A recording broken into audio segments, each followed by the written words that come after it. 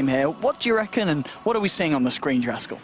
So it looks like right now we see a Troll Warlord and a Lina, so I'm guessing it's going to be more of the same that we saw from yesterday. Anytime these heroes aren't banned, they're more or less picked up, and in typical CIS fashion, we're also going to see a Spirit Breaker. And I do like the Spirit Breaker versus Troll matchup, because again, we saw it the other day, it's a disable that goes through BKB. Yes. So you have a way of stopping the Troll from just being an utter nuisance, and unlike the Viper pick, it doesn't really choke your lanes too hard, you know? Like Viper's safe lane, this seems kind of mediocre to me, and you kind of only want to put it mid against some of these other heroes like Sniper, who Hellraisers themselves have actually opted to ban out. But Night Stalker's second pick coming out from Hellraisers pretty early on here.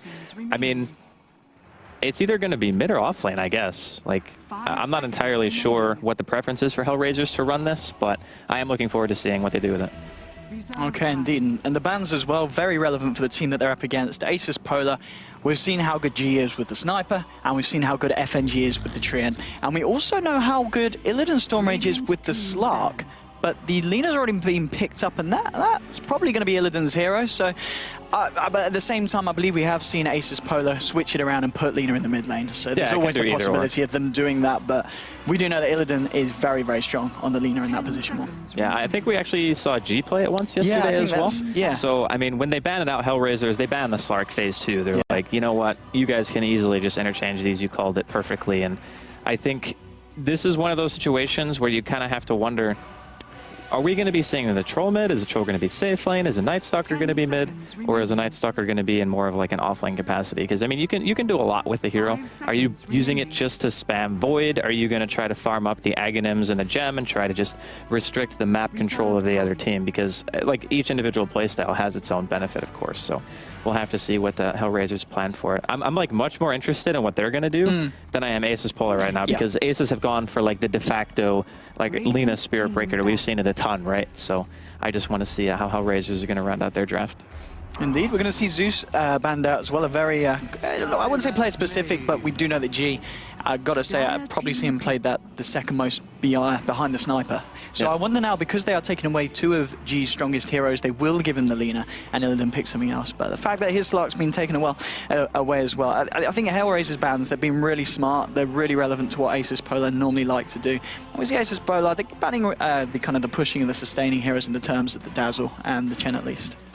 Well, I think there's two things going on here, one for each team, right? So you look at Hellraisers, not only did you say they banned out Illidan's heroes, which is very true, they banned out a couple of Gs, but more importantly, let's assume the Night Stalker is going to be used in some kind of vision strat. Okay. Zeus is a great D-warder. Yeah. He's been banned. Slark can tell where every single ward is just by being in vision. He's also been banned. Yeah. Treant gives vision from his ultimate and restricts the map greatly. He's also been banned.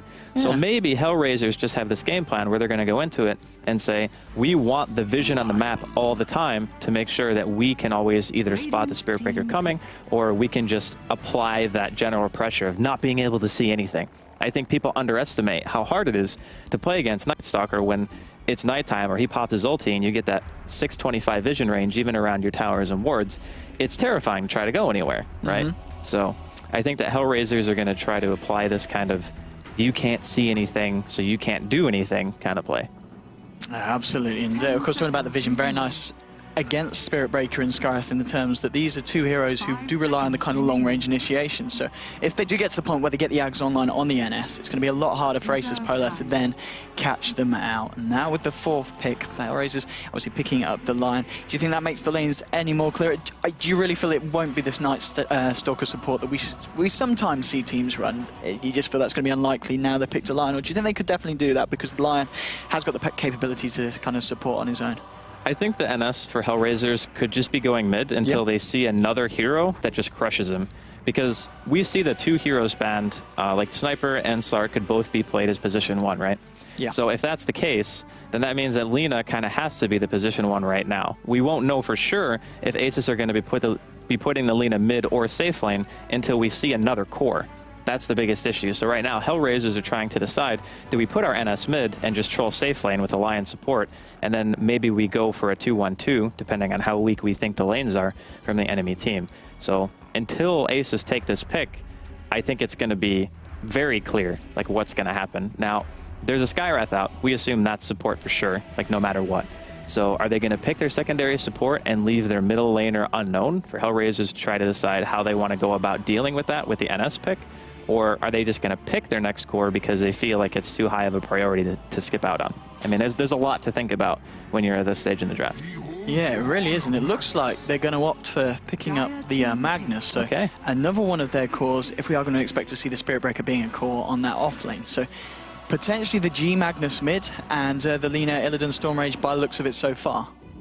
Yeah, I believe so.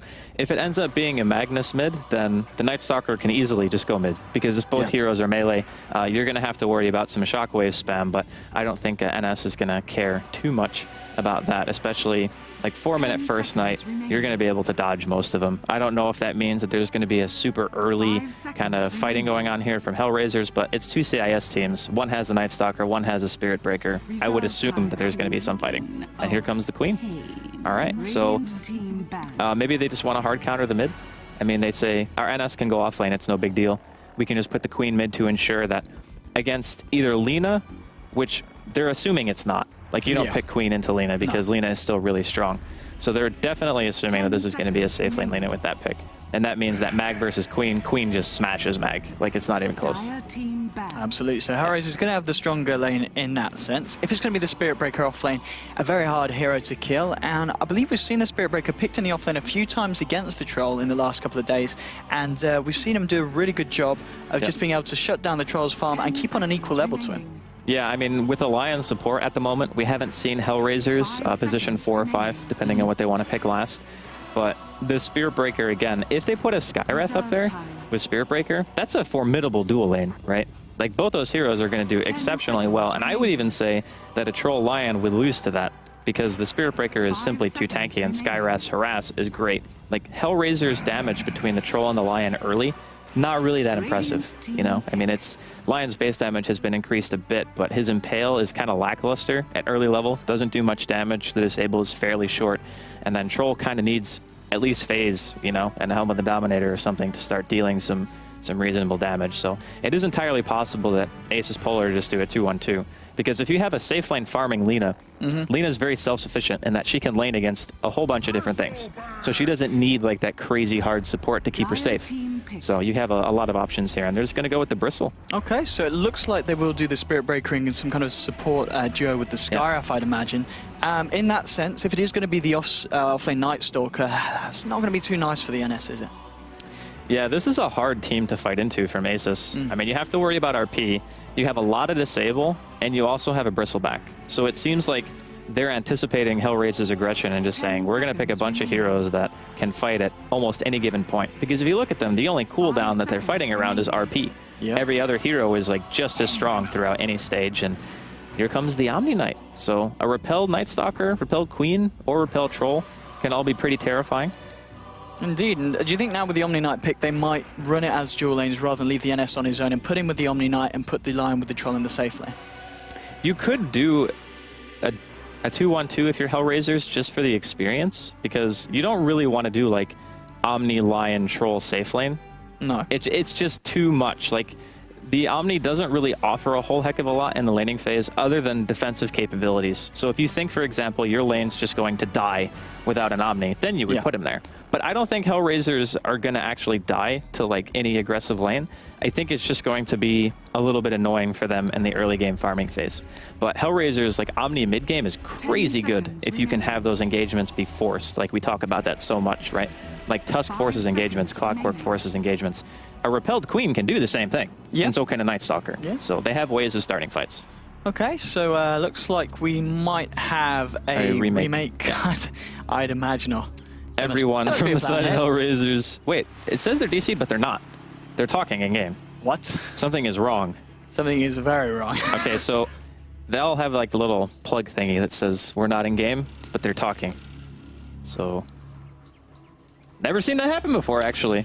Something that will be fixed in Source 2, I'd imagine. Fingers crossed. I think we're going to remake, so bear with us. Yeah, there we go. Weapons. What a beautiful man. I've been casting Dota for like 3 years. You've never seen... I've never seen that particular thing happen before. That is bonkers. Okay.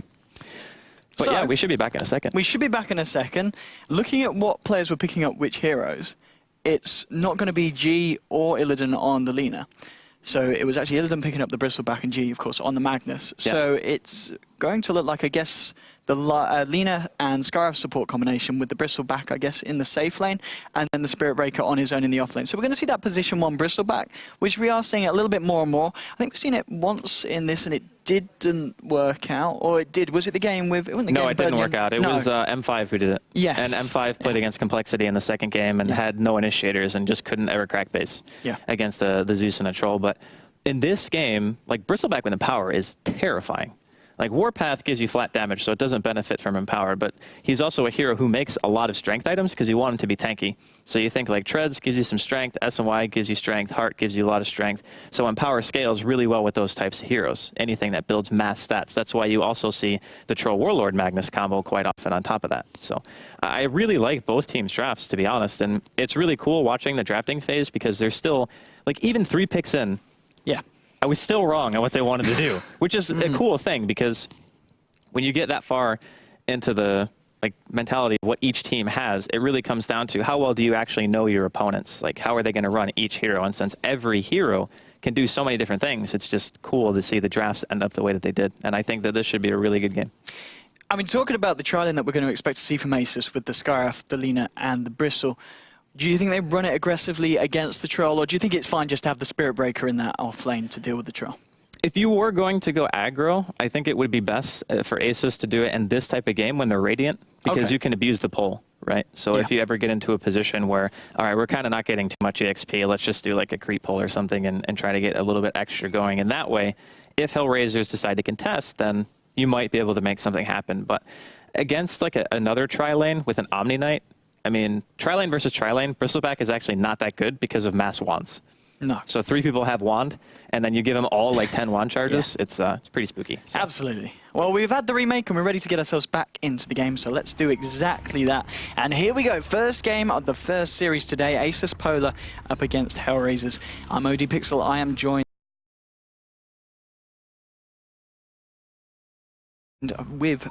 by Draskell for today and for every single day of the Dream League. And, well, looking at the teams, what have we got going on? On the side of the Radiant, it's going to be G on that mid lane Magnus. DK Phobos on what we expect to be this solo lane Spirit Breaker. It's going to be FNG on the Scarif. On the Lina will be a little Summer Soul. And finally, of course, on Bristleback, it's going to be Illidan Stormrage himself. And that's on the side of the Radiant. Draskell, do you want to give us a lowdown on what's going on the Dire? Yeah, we got this Night Stalker being played by Gorak, and right next to him, the polar opposite of evil is going to be Omni Knight, played by Dread. Then we got this Queen of Pain. It's going to be taken up by Ninja. Can't wait to see him play it again. And Artes is going to be playing on the Troll Warlord. And, of course, that leaves the Lion, going to be played by Goddamn. Indeed, and at the moment it does look to be kind of the lanes that we were assuming. Hellraisers with this 2-1-2. And what, ASUS, Scarif Mage leading in. It's going to throw out the old bolt onto Goddamn, and that's going to be enough, I think, for ASUS to at least secure the top rune. Bottom rune, it is the Bristleback standing on it, so ASUS might be able to get both bounties here. Illidan, he's a little bit low, he's going to try to walk back in. He doesn't get it. Goretz is going to get the bottom. Magnus for ASUS will get the top, and well, with the Void onto Bristleback, trying to chase him down. Dread looking for the body block. Hasn't skilled anything yet at level 1. But it's going to be hard to get into range for the Purification to hit the Bristleback at this point. He's going to continue chasing him down. They're giving him a very good wallop as he gets Illidan fairly low. Has Illidan got any salves on him that he brought to lane? Or is he going to be in a pretty bad situation? It doesn't matter because FNG coming in, trying to turn it around now onto Dread. Illidan popping the clarity, looking for some more quill sprays to go back in. Dread, he's so low now. He is going to have to back right out of the lane. Now Goretz needs to be careful because Bristleback starting to head straight back up towards the Omni Knight and the Night Stalker. Scarif at the moment, he's going to chill around with the Bristleback, so we're going to see these, for the time being at least, these 2-1-2s coming out from ASUS.Polar as well.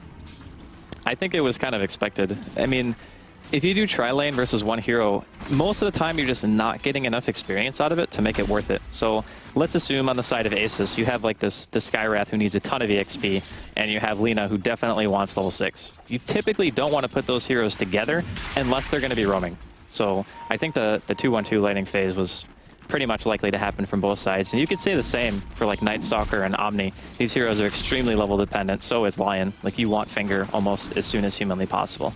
I will say though that bottom is going to be a little bit hard for Hellraisers just because of the fact that they don't have a range support, but Wand against a Skywrath Bristle is like the dream. Like, if you have a Wand in this lane, you never go out of mana. Indeed, and as you said, they've both got the sticks on them, ready to go for this lane matchup. We were talking on the top lane about how we've seen Spirit Breaker cause a lot of issues for a Troll. Now when you've got a Lina there as well, it's on paper it should be quite hard for Artest to find the farm. He's doing alright so far though, on 7 CS, just coming up to the 2-minute mark. Yeah, it is the safe lane, so yeah. It's always going to be a bit easier in terms of positioning and trying to secure your farm in a 2 versus 2. But I do think that ASUS have better kill potential, but they have to go on the line. Like, they cannot possibly kill the Troll in this situation because you would either get blinded, or you would get disabled by the Lion if you don't go on him. However, the Troll has no method of stopping you, so if you get a good charge into a Light Strike array, could potentially see first blood here. Okay, and in the mid lane, this Queen of Pain versus Magnus. As expected, Afoninj with the lead at the moment, 12 for 4 against the Magnus's 8-0. So Afoninj having a good time at the moment in the mid lane, and I believe it was earlier in this tournament. We've seen Afoninj before on the Queen of Pain, and he can make a lot of big plays happen. It's a very unfavorable matchup for any melee to be going up against a Queen, and he's even put 2 points in a dagger, so it's going to be very, very difficult.